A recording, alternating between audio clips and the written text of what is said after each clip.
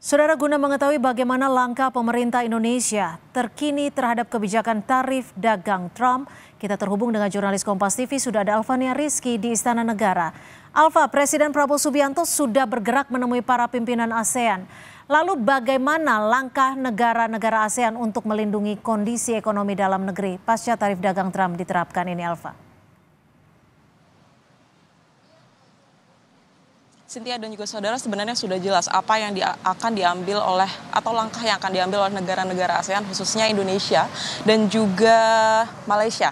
Kemarin Presiden Prabowo Subianto dan Perdana Menteri Malaysia baru saja bertemu, Anwar Ibrahim, dan kemudian hari ini Presiden Prabowo Subianto menyatakan sikap terkait dengan upaya-upaya yang akan dilakukan pemerintah Indonesia, salah satunya dengan merenegosiasi kebijakan tarif resiprokal ini dengan Amerika Serikat. Sebenarnya beberapa hal ini belum secara gamblang dipaparkan oleh Presiden Prabowo Subianto, tetapi ia memastikan bahwa Indonesia akan menjaga hubungan baik dengan Amerika Serikat. Artinya langkah yang akan diambil nampaknya tidak akan terlalu masif atau signifikan, tetapi Indonesia mempertimbangkan untuk kemudian menambah volume impor barang-barang dari Amerika Serikat. Meski tarifnya masih sama, yaitu lebih dari 60% untuk barang-barang Amerika Serikat yang diimpor ke Indonesia.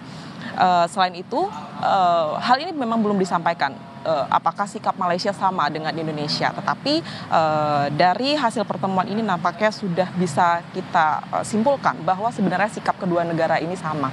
Hal ini juga beda halnya dengan Indonesia dan Malaysia. Singapura dan Vietnam ini sudah mengambil langkah juga.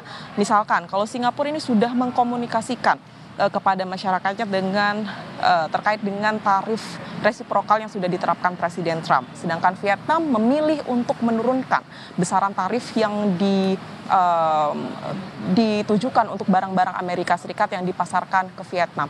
Sebenarnya beda negara, beda langkah yang diambil, tetapi Indonesia masih mengutamakan untuk menegosiasi ulang dengan dua bahan tadi, yaitu pertama dengan menambah jumlah impor barang-barang Amerika ke Indonesia, tetapi juga memperbaiki regulasi di dalam negeri, tepatnya dengan menerapkan deregulasi ekonomi dan juga menerapkan beberapa insentif pajak untuk produsen atau pelaku usaha di dalam negeri agar produksi di dalam negeri tidak menurun. Karena ini yang salah satu yang dikhawatirkan oleh Dewan Ekonomi Nasional, bahwa nantinya dengan penerapan tarif yang diterapkan oleh Trump ini, kekhawatirannya adalah produksi di dalam negeri ini akan menurun dan akan berimbas kepada PHK yang akan dirasakan oleh masyarakat Indonesia. Sejauh ini, sejak diumumkan tanggal 2 April 2025 kemarin, penerapan tarif baru ini sudah berimbas ke beberapa hal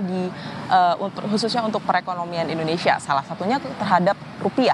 Kita tahu hari ini rupiah anjlok di angka 17.000 lebih, meskipun saat ini angkanya sudah di 16.800, tetapi yang menjadi kekhawatiran adalah pemerintah harus segera mengambil langkah untuk menentukan sikap seperti apa menanggapi kondisi dunia, khususnya untuk perang dagang yang dikobarkan oleh Amerika Serikat dan juga sudah direspon oleh beberapa negara lain.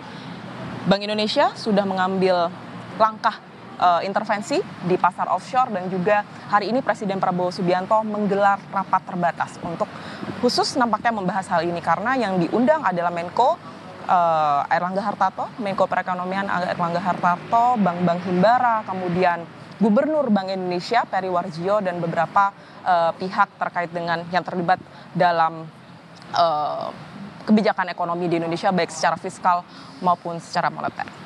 Cynthia. Iya, Alva, lalu siapa yang akan diutus oleh Presiden Prabowo untuk bernegosiasi dengan pemerintah Amerika Serikat terkait dengan hal ini?